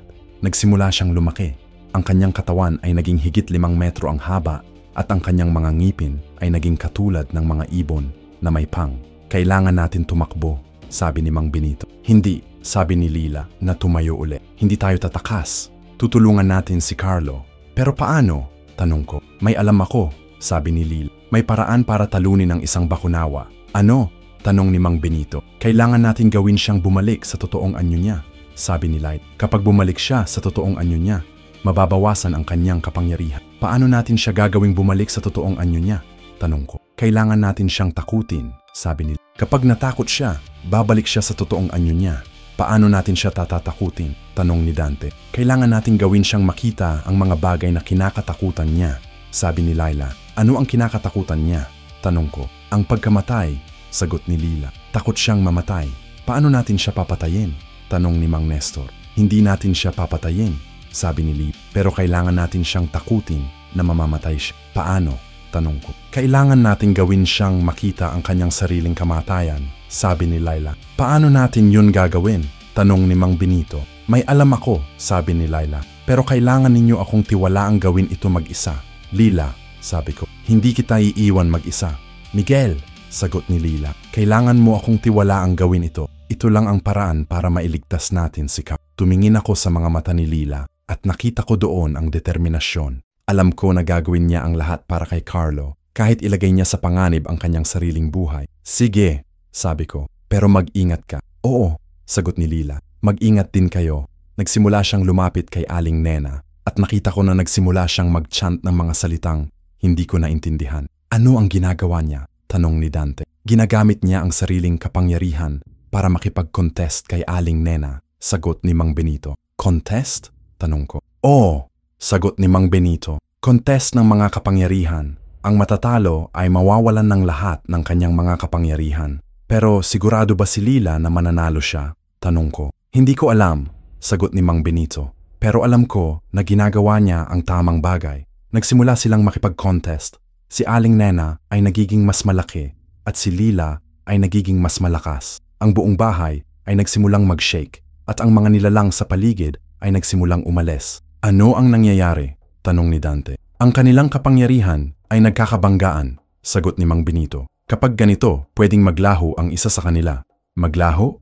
Tanong ko. Oo, sagot ni Mang Benito. Pwedeng mawala para sa habang buhay. Hindi, sabi ko. Hindi pwedeng mawala si Laila. Pero nakita ko na nagsimula nang manalo si Aling Nena. Si Lila ay nagsimula ng hinaan at si Aling Nena ay nagiging mas malakas. Kailangan natin siyang tulungan, sabi ko kay Mang Benito. Paano? Tanong ni Mang Benito. Kailangan nating gawin na makita ni Aling Nena ang kanyang kamatayan, sagot ko. Pero paano? Tanong ni Mang Benito. Biglang naalala ko ang mga sinabi ni Lila tungkol sa pagkakagawa ng ilusyon. Tito, pwede mo bang gumawa ng ilusyon? Ano? Tanong ni Mang Benito. Ilusyon na makikita ni Aling Nena na mamamatay siya. Sagot ko. Pwede? Sabi ni Mang Benito. Pero kailangan ko ng tulong mo. Paano? Tanong ko. Kailangan mo akong hawakan habang ginagawa ko ang ilusyon. Sagot ni Mang Benito. Para mas malakas ang aming kapangyarihan. Sige, sabi ko. Gawin natin. Hinawakan ko si Mang Benito at nagsimula siyang mag-chant. At nakita ko na nagsimulang mag-appear ang isang illusion sa harap ni Aling Nena. Ang illusion ay nagpapakita kay Aling Nena na namamatay siya. Nakita niya ang sarili niyang bangkay at nakita niya ang mga tao na nagsasaya dahil patay na siya. Hindi, sigaw ni Aling Nena. Hindi totoo yan. Pero nakita ko na nagsimula siyang matakot at nang natakot siya, nagsimula siyang bumalik sa kanyang totoong anyo. Mula sa mataas na bakunawa, bumalik siya sa pagiging matandang babae at nakita ko na nawala na ang kanyang mga kapangyarihan. Ngayon, sigaw ni Lila. Ngayon na walang kapangyarihan si Aling Nena, makakakuha na tayo ni Carlo. Nasaan siya? Tanong ko. Nasa likod ng bahay, sagot ni Lila. Nasa isang sulok na nakatago. Tumakbo kami sa likod ng bahay at nakita namin si Carlo na nakatali sa isang puno. Walang malay siya, pero buhay pa. Carlo, sigaw ko at tinanggal ko ang mga tali sa kanya. Dahan-dahang nagsimulang gumising si Carlo. Kuya Miguel? Sabi niya. Oo, ako to, sagot ko. Ligtas ka na. Niyakap ko si Carlo ng mahigpit. Salamat, sabi ko kay Lil. Salamat sa lahat. Walang anuman, sagot ni Lil. Ginawa ko lang ang tama. Pero nakita ko na may nangyayari kay Aling Nena. Kahit nawala na ang kanyang mga kapangyarihan, hindi pa siya sumusuko. Hindi pa tapos to, sigaw ni Aling Nena. Hindi pa kayo nanalo. at nakita ko na nagsimula siyang gumawa ng isang huling sumpa. Isang sumpa na magpapatay sa lahat namin. Nakita ko sa mga mata ni Aling Nena ang desperasyon ng isang nilalang na alam na malapit ng matalo. Ang kanyang mga kamay ay nanginginig habang sinusubukan niyang mag-chant ng huling sumpa. Pero may kakaiba sa kanyang boses, parang may sablay, parang hindi na siya sigurado sa sarili. Hindi mo na kaya, sabi ni Lila, lumapit sa kanya. Wala ka ng kapangyarihan. May isa pa akong paraan, sagot ni Aling Nena, ngumisi ng masama. Kahit mawala ang lahat ng kapangyarihan ko, may isa pa akong pwedeng gawin. Ano? Tanong ni Mang Benito. Pwede ko kayong isama sa kamatayan, sagot ni Aling Nena. Pwede kong patayin ang sarili ko at isama ko kayong lahat. Natigil kami. Paano mo yun gagawin? Tanong ko. Kapag namatay ako dito sa bundok, lahat ng mga nilalang na nandito ay mamamatay rin, sagot ni Aling Nena. Kasama na kayong mga tao. Hindi totoo yan, sabi ni Mang Benito. Totoo, sagot ni Aling Nena. Dahil ang bundok na to ay enchanted, lahat ng mga buhay na nilalang dito ay nakadepende sa akin. Kapag namatay ako, mamamatay rin silang lahat. Tumingin ako kay Laila. Totoo ba yon? Hindi ko alam, sagot ni Laila. Pero hindi natin pwedeng panganib. Kaya nga, sabi ni Aling Nena, kailangan ninyo akong hayaang mabuhay. Kailangan ninyo akong hayaang magpatuloy sa ginagawa ko. Hindi, sagot ni Lila. Hindi ka namin hahayaang magpatuloy sa ginagawa mo. E paano? Tanong ni Aling Nena. Paano ninyo ako pipigilan nang hindi kayo mamamatay? Nag-isip ako, may paraan kaya para pigilan si Aling Nena nang hindi kami mamamatay? May paraan kaya para mawala ang kanyang kapangyarihan nang hindi siya mamamatay? Tito, sabi ko kay Mang Benito, may paraan ba para matransfer ang kapangyarihan ni Aling Nena sa ibang tao? Ano? Tanong ni Mang Benito. Parang, pwede ba nating i-transfer ang lahat ng kanyang mga kapangyarihan sa ibang tao para mawala sa kanya pero hindi siya mamamatay? Nag-isip si Mang Benito. Pwede, sabi niya. May ritual para sa ganyan, pero kailangan namin ng isang taong willing na tanggapin ang lahat ng kanyang mga kapangyarihan. Sino? Tanong ko. Ako, sabi ni Laila. Hindi, sagot ko agad. Delikado yun para sa iyo. Miguel, sabi ni Lila. Ako lang ang pwedeng gumawa nun. Ako lang ang may sapat na kapangyarihan para tanggapin ang lahat ng kanyang mga kapangyarihan. Pero ano ang mangyayari sa iyo? Tanong ko. Hindi ko alam, sagot ni Lila. Pero kailangan ko to gawin para sa lahat. Lila, sabi ko. May ibang paraan pa. Wala, sagot ni Lila. Ito lang ang paraan. Nakita ko sa mga mata ni Lila na desidido na siya. Hindi ko na siya mapipigilan. Sige, sabi ko. Pero gusto ko kasama mo ako sa lahat ng mangyayari. Hindi, sagot ni Lila. Delikado para sa iyo. Hindi ko pakikinggan yan, sagot ko. Kasama mo ako o hindi ka gagawa nun. Ngumiti si Lila. Sige, pero mag-ingat ka. Tito, sabi ko kay Mang Benito. Paano namin gagawin ang ritual? Kailangan natin ng 3 bagay, sagot ni Mang Benito. Una, kailangan natin ng dugo ni Aling Nena. Pangalawa, kailangan natin ng dugo ni Lila. Pangatlo, kailangan natin ng isang bagay na mahalaga kay Aling Nena. Anong bagay? Tanong ko. Hindi ko alam, sagot ni Mang Benito. Pero kailangan natin tanungin siya. Lumapit kami kay Aling Nena. Ano ang pinakamahalaga sa inyong bagay? Tanong ni Mang Benito. Bakit ko sasabihin sa inyo? Sagot ni Aling Nena. Dahil kung hindi mo sasabihin, patayin ka namin, sabi ni Lila. Hahaha, tawa ni Aling Nena. Hindi ninyo ako pwedeng patayin. Sinabi ko na sa inyo na kapag namatay ako, mamamatay rin kayo.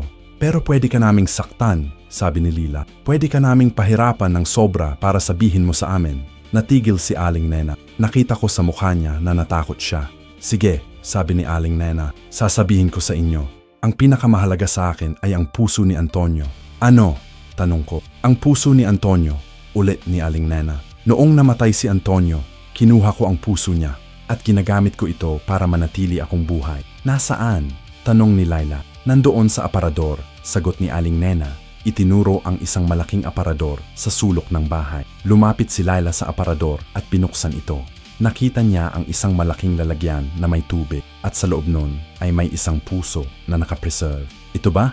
Tanong ni Lila. Oo, sagot ni Aling Nena. Pero hindi ninyo iyan pwedeng kunin. Kapag ninyo iyan kinuha, mamamatay ako agad. Pero kailangan namin yan para sa ritual, sabi ni Mang Benito. Paano?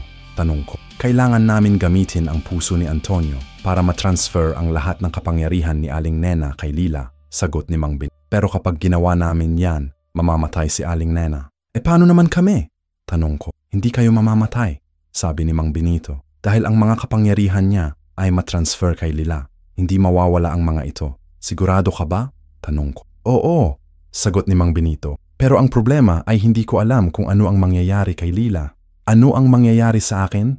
Tanong ni Lila. Pwedeng maging mas malakas ka, sabi ni Mang Benito. Pero pwede ring mawala ka sa sarili mo. Pwede ring maging masama ka, tulad ni Aling Nena. Hindi, sabi ni Laila. Hindi ako magiging masama.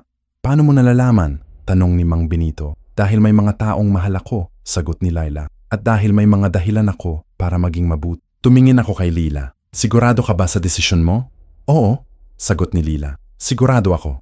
Sige, sabi ko. Gawin natin. Nagsimula si Mang Benito sa ritual. Kumuha siya ng dugo ni Aling Nena at dugo ni Lila. Tapos, kumuha siya ng puso ni Antonio. Ngayon, sabi ni Mang Benito, kailangan ninyo hawakan ang kamay ninyo habang ginagawa ko ang ritual. Hinawakan ko ang kamay ni Lila. Ramdam ko ang init ng kanyang kamay at ramdam ko rin ang kaba niya. Handa ka ba? Tanong ko. Oo, sagot ni Laila. Nagsimula si Mang Benito sa ritual. Nagchant siya ng mga salitang hindi ko naintindihan at nakita ko na nagsimulang mag-glow ang mga bagay sa paligid namin. Nakita ko rin na nagsimulang lumaki si Lila, hindi sa pisikal na laki, pero sa presensya niya. Parang nagiging mas malakas siya. Ano ang nangyayari? Tanong ko. Na-transfer na ang mga kapangyarihan ni Aling Nena kay Lila, sagot ni Mang Benito. Tumingin ako kay Aling Nena. Nakita ko na nagsimula na siyang manghina. Parang nawawala na ang lahat ng buhay sa kanya. Hindi, sabi ni Aling Nena. Hindi ko pwedeng mawala ang lahat ng kapangyarihan ko. Pero hindi na niya kaya. Nakita ko na tuluyan nang lumipat ang lahat ng kanyang kapangyarihan kay Laila. Tapos na, sabi ni Mang Benito. Tumingin ako kay Laila. Nakita ko na nagbago na siya. Hindi siya nagiging masama, pero nagiging mas malakas siya. Ramdam ko na may mas malaking kapangyarihan siya ngayon. Kumusta ka? Tanong ko. Okay lang ako, sagot ni Laila. Pero ramdam ko na may bagong kapangyarihan ako. Anong mga kapangyarihan? Tanong ko. Hindi ko pa alam, sagot ni Laila. Pero ramdam ko na mas malakas ako ngayon. At ramdam ko rin na may mga bagong kakayahan ako. Tumingin kami kay Aling Nena. Nakita namin na nagiging ordinaryong matanda na siya. Wala na siyang mga kapangyarihan. Ano ang gagawin namin sa kanya? Tanong ko. Hayaan na natin siya, sabi ni Lila. Wala na siyang kakayahang gumawa ng masama. Ordinaryong matanda na lang siya ngayon. Pero may mga ginawa siya na masama, sabi ni Dante. Oo, sagot ni Lila. Pero pinapatawad ko na siya. Hindi ko gustong gumawa ng masama sa kanya. Tumayo si Aling Nena. Nakita ko sa mukha niya na hindi na siya galit. Parang natutuwa pa nga siya. Salamat, sabi ni Aling Nena. Salamat saan? Tanong ko. Salamat dahil inalis ninyo sa akin ang mga kapangyarihan ko, sagot ni Aling Nena. Hindi ninyo alam kung gaano kahaba na akong naghihirap dahil sa mga kapangyarihan na yan. Ano ibig mong sabihin? Tanong ni Laila. Ibig ko sabihin, sabi ni Aling Nena, ang mga kapangyarihan na yan ay hindi ko naman talaga ginusto. Nakuha ko lang sila dahil sa sobrang galit ko kay Antonio. Pero hindi ko naman talaga gustong maging mangkukulam. Bakit hindi mo inalis sa sarili mo? Tanong ko. Hindi ko kaya, sagot ni Aling Nena. Kapag nakuha mo na ang mga ganong kapangyarihan, hindi mo na pwedeng ibalik. Kailangan ng ibang tao para tanggalin yun sa'yo. Kaya mo ginawa ang lahat ng yun? Tanong ni Laila. Oo, sagot ni Aling Nena. Ginawa ko ang lahat ng yun para makakuha kayo ng dahilan para tanggalin sa aking kapangyarihan. Hindi ko kaya na sabihin sa inyo na gusto ko nang wala ang mga yun. Kaya ginawa ko kayong galit sa akin, natigil ka. Ibig mo sabihin, sabi ko, ginawa mo ang lahat ng masama para matulungan ka namin? Oo, sagot ni Aling Nena. Pero hindi ko inaasahan na magiging ganun ka-dangerous. Hindi ko inaasahan na mapapahamak si Carlo. Pero napahamak siya, sabi ko. Oo, sagot ni Aling Nena. At pasensya ko na, hindi ko naman talaga gustong mapahamak siya. Ginawa ko lang siya na makakuha ng atensyon ninyo. Tumingin ako kay Carlo na nakahawak pa rin sa akin. Okay ka ba? Tanong ko. Oo kuya, sagot ni Carlo. Pero gutom na ako. Natawa kami. Tara na, sabi ko. Umuwi na tayo. Pero paano si Aling Nena? Tanong ni Dante. Ako ay okay na, sabi ni Aling Nena. Makakauwi na ako sa tunay kong tahanan. Saan yon? Tanong ko. Sa Maynila, sagot ni Aling Nena. May pamilya pa ako doon na matagal ko nang hindi nakita. Ngayong wala na akong mga kapangyarihan, pwede na akong bumalik sa kanila. Pero paano ka makakauwi? Tanong ni Lila. May mga ipon ako, sabi ni Aling Nena. At may mga kaibigan din ako na makakatulong sa akin. Sige, sabi ko. Pero mag-ingat ka. Oo, sagot ni Aling Nena. At ikayo rin, mag-ingat kayo. Lalo ka na, Lila. May mga kapangyarihan ka na ngayong hindi mo pa naiintindihan. Ano ang dapat kong gawin? Tanong ni Lila. Matuto ka kung paano kontrolin ang mga yon, sagot ni Aling Nena. At gamitin mo lang ang mga yon para sa mabuting layunin. Oo, sagot ni Lila. Gagamitin ko ang mga yon para protektahan ang mga taong mahal ko. Mabuti, sabi ni Aling Nena. At Miguel, ano? Tanong ko. Mag-ingat ka kay Lila, sabi ni Aling Nena. May mga kapangyarihan siya ngayong hindi pa niya naiintindihan. Pwedeng maging delikado yon para sa inyo. Hindi, sagot ko. Hindi ako matatakot kay Lila. Mahal ko siya. Natigil si Lila. Ano ang sinabi mo? Sabi ko, mahal kita. Ulit ko. Hindi ko alam kung kailan ko naramdaman to, pero ramdam ko na mahal kita. Ngumiti si Lila. Mahal din kita, Miguel.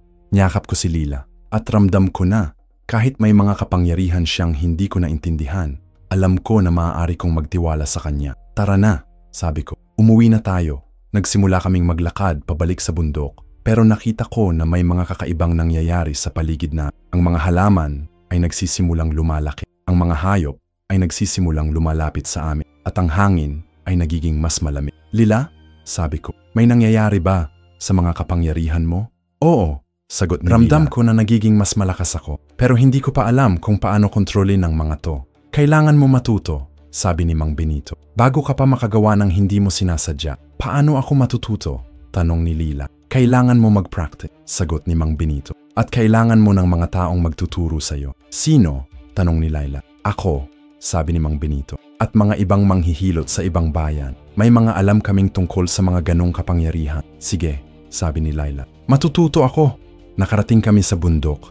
Nakita namin na may mga tao sa paanan ng bundok na naghihintay sa amin. Sino sila? Tanong ko. Mga tao mula sa barangay, sagot ni Mang Nestor. Narinig nila na nahanap ninyo si Carlo. Lumapit sa amin ang mga tao. Miguel, sabi ng isa, salamat. At nahanap ninyo si Carlo. Walang anuman, sagot ko. Pero may kailangan kaming sabihin sa inyo. Ano? Tanong ng mga tao. Si Lila ay hindi masama, sabi ko. Siya ay tumutulong sa amin na hanapin si Carlo. At siya rin ang tumutulong sa amin na pigilan si Aling Nena. Si Aling Nena? Tanong ng mga tao. Oo, sagot ko. Siya ang gumagawa ng mga masasamang bagay sa barangay, hindi ang mga aswang. Paano? Tanong ng mga tao. Ikwento namin sa mga tao ang lahat ng nangyari. Ang tungkol kay Aling Nena, ang tungkol sa maldisyon, at ang tungkol sa mga ginawa namin para pigilan siya. Ibig sabihin, sabi ng isang tao, hindi ang mga aswang ang gumagawa ng mga masasamang bagay. Hindi, sagot ko. Si Aling Nena lang ang gumagawa nun. At ngayon? Tanong ng mga tao. Ngayon, wala na siyang mga kapangyarihan, sagot. Hindi na siya makakagawa ng masama. Pero si Lila? Tanong ng mga tao. Si Lila ay may mga kapangyarihan ngayon, sagot. Pero gagamitin niya ang mga yon para protektahan ka. Sigurado ba kayo? Tanong ng mga tao. Oo, sagot ko. Sigurado kami. Tumingin ang mga tao kay Laila. Laila, sabi ng isa, pasensya na sa mga ginawa namin sa inyo. Hindi namin alam na hindi kayo ang gumagawa ng mga masama. Okay lang, sagot ni Laila. Naintindihan ko naman kung bakit kayo galit sa amin. Pero ngayon, sabi ng mga tao, pwede na ba kayong maging parte ng aming komunidad? Oo, sagot ni Lila. Kung gusto ninyo, pwede kaming maging parte ng komunidad ninyo. Gusto namin, sabi ng mga tao. Pero kailangan ninyo rin namin ng tiwala. Oo, sagot ni Lila. Bibigay namin sa inyo ang tiwala na yon. Nagsimula kaming maglakad pabalik sa barangay. At habang naglalakad kami, nakita ko na nagsisimulang magbago ang mga tao sa paligid namin. Hindi na sila nakakatakot kay Lila. Hindi na sila nag-aaway sa kanya. Miguel, sabi ni Lila, salamat. Salamat saan? Tanong ko. Salamat dahil nagtiwala ka sa akin, sagot ni Lila. Salamat dahil tinulungan mo ako. Walang anuman, sagot ko. Ginawa ko lang ang tama, pero hindi lahat ng tao ang gagawa ng ganun, sabi ni Lila. Pero ako ay hindi lahat ng tao, sagot ko. Ako ay si Miguel. At ako ay mahal kita, ngumiti si Lila. At ako ay si Lila, at mahal din kita. Niyakap ko si Lila. At alam ko na kahit may mga kapangyarihan siyang hindi ko naintindihan, kahit may mga panganib na pwedeng dumating sa future, alam ko na magiging okay dahil may pagmamahal.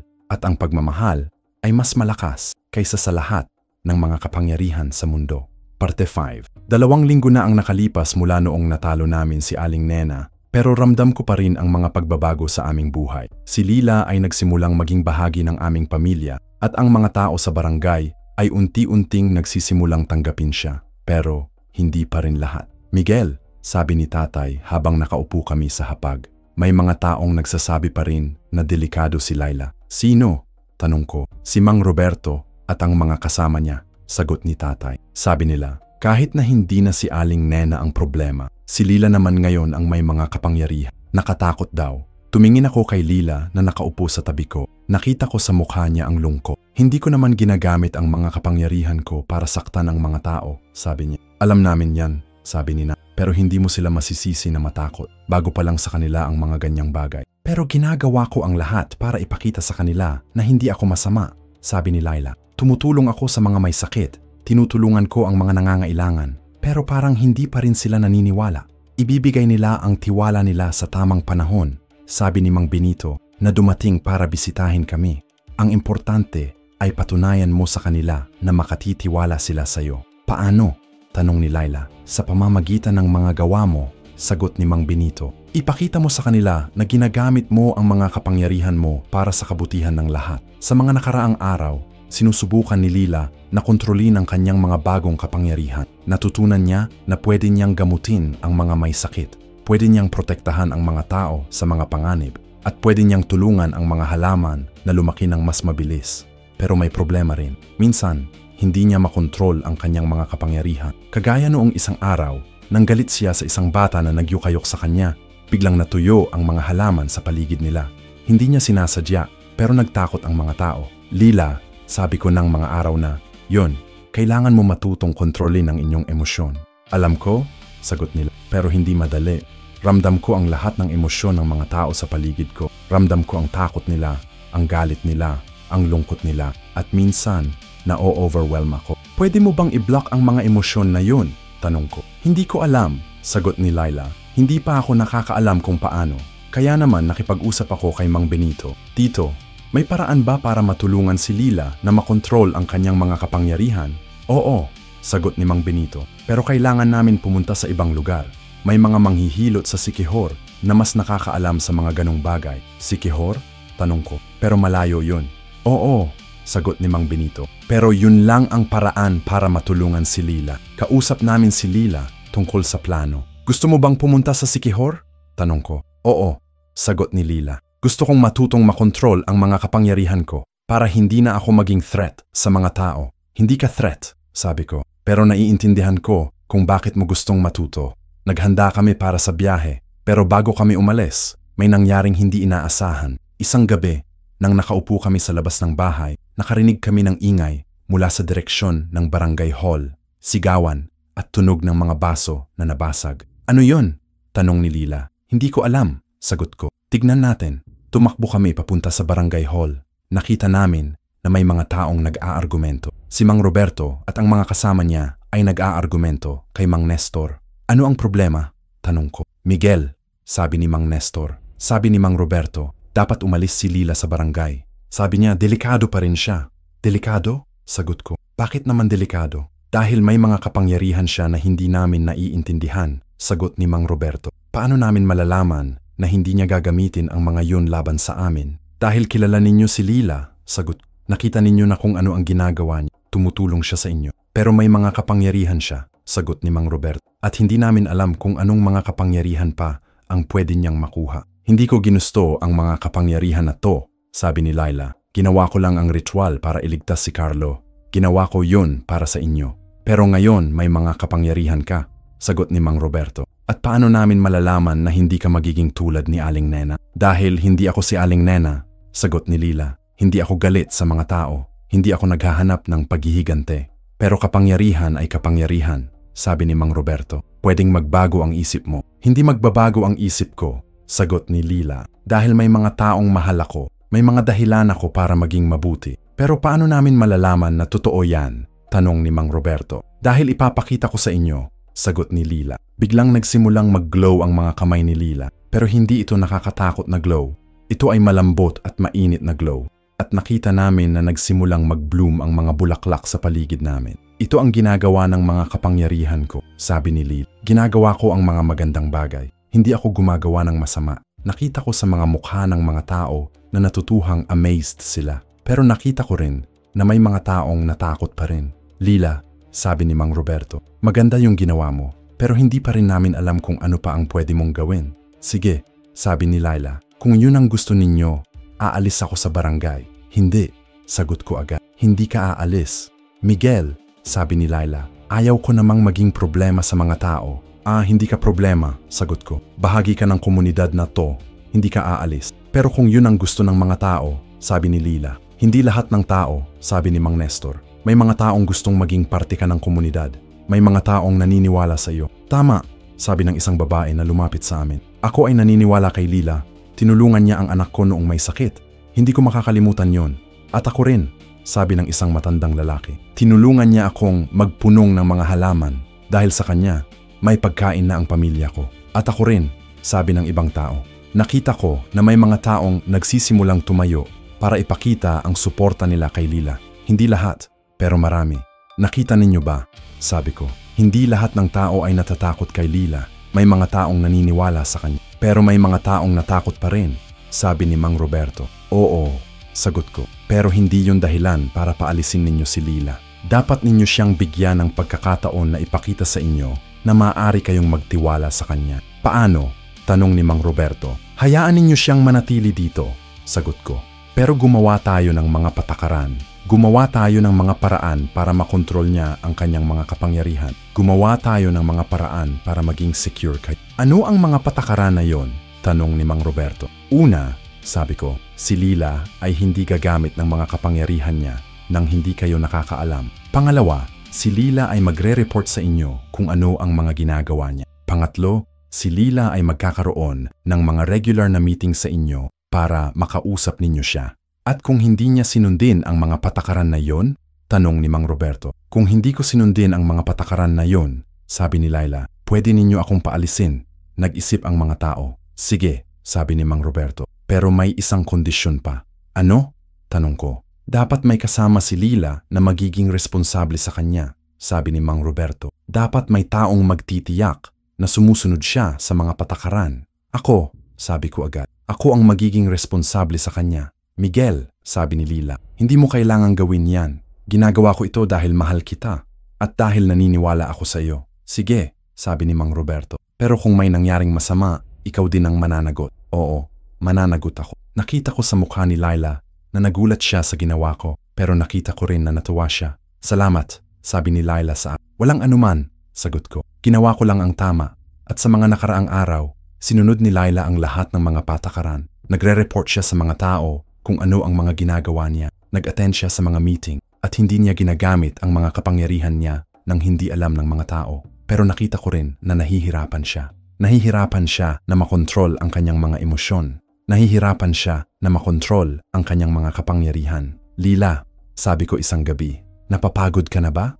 Oo, sagot ni Lila. Napapagod ako. Mahirap maging constantly aware sa lahat ng ginagawa mo. Mahirap na always second guess ang sarili mo. Pero kailangan mo pa ring magpatuloy, sabi ko. Alam ko, sagot ni Laila. Pero minsan, naiisip ko kung mas madaling magpatungo ako sa ibang lugar. Mag-start ng bagong buhay sa lugar na hindi ako kilala. Gusto mo bang umalis? Tanong ko. Hindi, sagot ni Lila. Gusto kong manatili dito. Pero minsan, napapagod ako sa lahat ng stress. Naiintindihan ko, sabi ko. Pero alam mo ba kung bakit ko ginagawa lahat? Dahil mahal mo ako, sagot ni Laila. Oo, pero hindi lang yon. Ginagawa ko rin ito dahil naniniwala ako na may mga taong karapat-dapat na magkaroon ng second chance.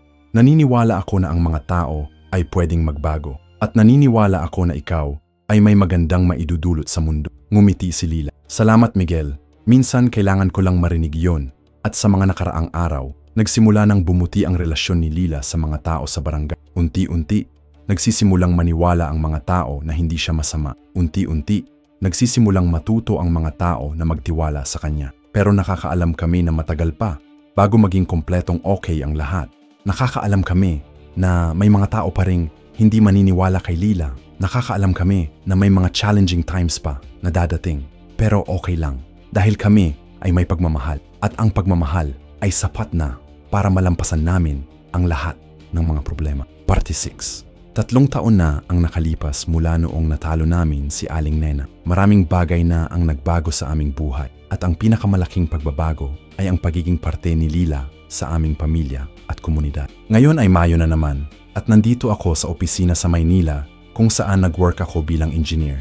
Pero hindi tulad ng dati, hindi ko na masyadong namimiss ang probinsya dahil every weekend umuwi ako. Hindi dahil sa homesickness, kundi dahil kay Lee. Sir Miguel, sabi ng secretary ko, may tawag kayo. Si Mr. Santos daw mula sa Davao Project. Salamat Maria, sagot ko. Pero bago ko pa ma-answer ang tawag, nakarinig ako ng familiar na boses sa hallway. Excuse me, hanap ko po si Miguel Reyes. May appointment kami. Kilala ko ang boses na yun. Tumayo ako at lumabas ng opisina. At nakita ko si Lila na nakaupo sa waiting area. Suot ang blue dress na binili namin noong Pasko. Lila? Sabi ko, hindi makapaniwala. Ano ka ginagawa dito? Tumayo siya at ngumiti. Surprise? Pumunta ako dito para bisitahin ka. Pero paano ka nakarating dito? Tanong ko. Sumama ako kay Dante, sagot niya. May meeting siya dito sa Maynila para sa negosyo. Kaya sinamahan ako niya. Niyakap ko si Laila. Miss na miss kita, sabi ko. Miss din kita, sagot niya. Kaya naisipan kong surprise ka. Ganda ng surprise mo, sabi ko. Pero bakit hindi mo sinabi sa akin? Sana nag-leave ako today.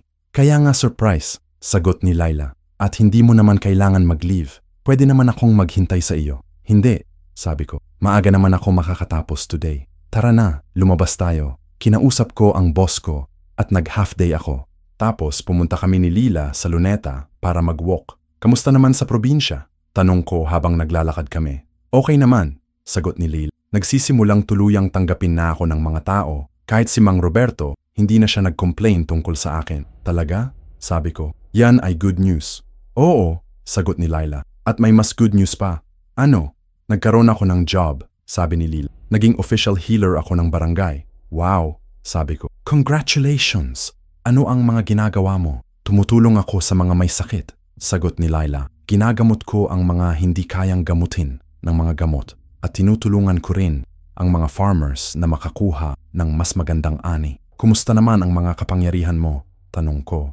Mas controlled na, sagot ni Laila. Natutunan ko na kung paano i-manage ang mga emosyon ko at natutunan ko rin kung paano gamitin ang mga kapangyarihan ko ng mas effective. May tumutulong ba sa iyo? Tanong ko. Si Mang Benito, sagot ni Lila. Tinuturuan niya ako ng mga traditional healing methods at binibigyan niya ako ng mga tips kung paano mas makontrol ang mga kapangyarihan ko. Ganda naman, sabi ko. Pero Lila, may tanong ako sa iyo. Ano?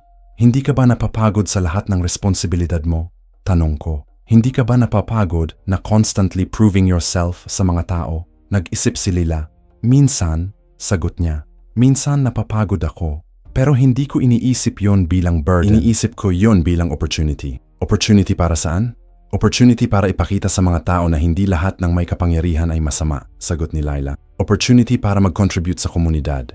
At opportunity para maging proud sa sarili ko. Ngumiti ako. Proud na proud ako sa'yo, sabi ko. Salamat, sagot ni Lila. Pero Miguel, may tanong din ako sa iyo. Ano? Hindi ka ba napapagod dito sa Maynila? Tanong ni Lila. Hindi ka ba nag-iisip na bumalik na sa probinsya para good? Nag-isip ako. Totoo naman, napapagod na ako sa city life. Napapagod na ako sa traffic, sa pollution, sa stress. Pero may career ako dito. May future ako dito. Nag-iisip ako, sagot ko. Pero hindi pa ako sure. May mga commitments ako dito. Pero kung pwede, sabi ni Laila, gusto ko na makasama ka lagi. Hindi yung weekends lang. Ako rin, sagot ko. Gusto ko rin na makasama ka lagi. Naupo kami sa isang bench sa Luneta. At habang nakatingin kami sa sunset, naisip ko kung ano ba talaga ang gusto ko sa buhay. Lila, sabi ko, ano ang future plans mo? Hindi ko alam, sagot ni Laila. Iniisip ko pa, pero gusto ko na maging mas helpful sa komunidad. Gusto ko na mas maraming tao ang matulungan ko. Paano mo yung gagawin?